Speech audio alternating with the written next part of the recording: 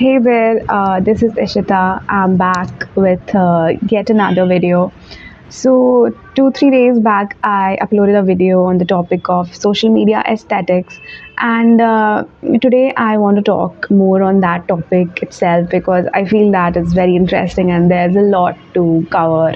And also, I feel like people did watch that video, like not what I would want ideally, but still, I feel like it did get some viewership, whatever, little, but I'm grateful for that. So today's video is also going to be on aesthetics, but today we'll be talking about one particular aesthetic and we'll be breaking it down and we'll be discussing about it. So today's aesthetic is dark academia, and it's a very popular one. And so yeah, let's without like any further ado, let's just get on with the video and let's dissect dark academia.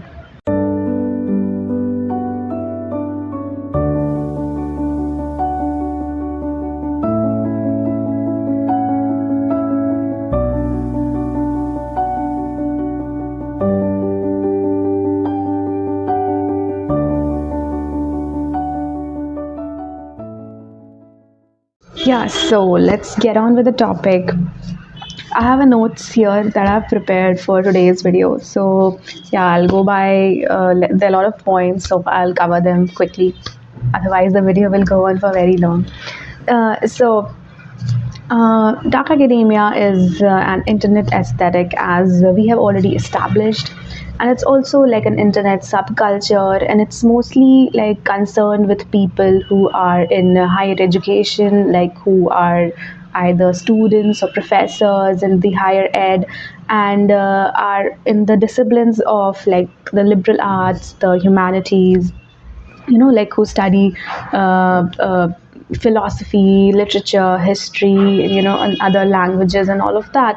So mostly dark academia tries to primarily focus on these groups of people. So I haven't seen a lot of STEM representation of the dark academia, but I think there would be some, but mostly it focuses on the higher ed people who are studying the arts and the humanities. This aesthetic sort of got popular for the first time way back in the 2015 on Tumblr. So the reason why it started gaining currency and it got popular, uh, like the primary inspiration was the Harry Potter movies, like the generation who grew up watching Harry Potter movies. So they were very much inspired by the life of the Hogwarts and the professors and the teacher and the students and all that dark aesthetic. In the large halls and this dark sort of vibe was there. These black robes and the quills. So Harry Potter movies has been a major inspiration in the growth of this aesthetic. So yeah, back in 2015, people started talking about this on Tumblr. However, it actually got really popular in its present form in the year 2020 during the pandemic. So when the pandemic hit, all the colleges were shut down, all these institutions were shut down. So this aesthetics sort of started getting more popular again, and this time on various social media platforms like on Instagram and TikTok. So main reason was like people were now back in their homes and they couldn't enjoy that life. Sorry, is it recording? Yeah, yeah. Sorry.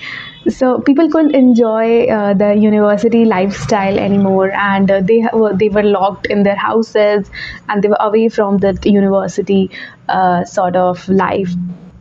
So this was sort of a reaction which came as dark academia on the social media.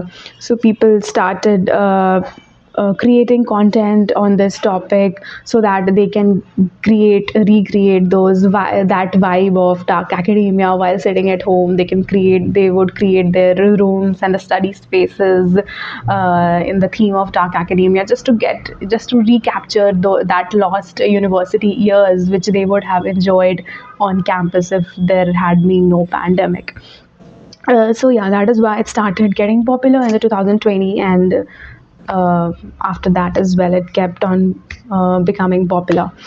So, people who practice dark academia or who make content on dark academia wear a certain kind of clothing, and this clothing is inspired by by the scholars of these very great institutions like Oxford and Ivy Leagues. So that old money aesthetic, like the sweaters and the sweater vests and all of that. So that is like a marker of the dark academia, and it is very much inspired by these very esteemed elitist universities in which scholars wear these kind of dresses, like those who used to come from the very aristocratic families. They used to dress in a certain way, so that is a very major defining feature of dark academia. Dark academia also focuses on activities like calligraphy, museum visits, libraries, coffee shops, and study sessions. So, yeah, it romanticizes the idea of studying in the libraries or studying in a coffee shop, looking outside the window and romanticizing life and thinking about the authors and all of that, or studying late night. Uh, with a candle on the side. So all of that kind of got romanticized in this aesthetic. There's also a lot of emphasis on the Gothic architecture in the dark academia aesthetic or the vibe. You'll often see the images of old universities and with their large buildings and winding staircases. So that sort of Gothic architecture also forms a major part of the dark academia aesthetic. So there's a lot of point, but I'll now wrap up the video. So I talked about Gothic architecture, and I'm also going to talk about now like autumnal vibe of this aesthetic. Like it has a very autumnal vibe. Most of these dark academia sort of stuff is practiced in a very autumnal sort of vibe.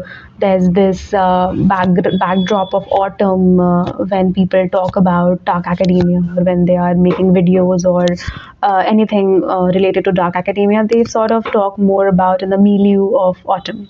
Yeah, so and there are some authors which are very relevant to dark academia. Like people take inspiration from these authors, like Lord Byron, Oscar Wilde, and also E.M. Forster. And these people are seen as very relevant to the dark academic vibe, and yeah, people take inspiration from these figures a lot. Apart from that, there are some criticisms of dark academia as well. People see it as a bit eurocentric and also a bit elitist because it promotes that old money aesthetic and a very aristocratic sort of lifestyle. So yeah, these are the criticisms, like it is a bit elitist and also a bit eurocentric. And yeah, and if you want to know more about like dark academia, you can also watch movies such as Dead Poets Society, and also there's one more movie, Kill Your Darlings. I haven't heard about this movie, but I saw it somewhere, so maybe you can watch it and you will know more about dark academia. So people have taken inspiration from these movies as well. So all in all, I think I'm done, and there are some more points, but I won't stretch it any further. So this will be all for this video, and I hope you enjoyed it, and I'll be back very soon with yet another video. So like, share, subscribe, and I'll see you very, very soon.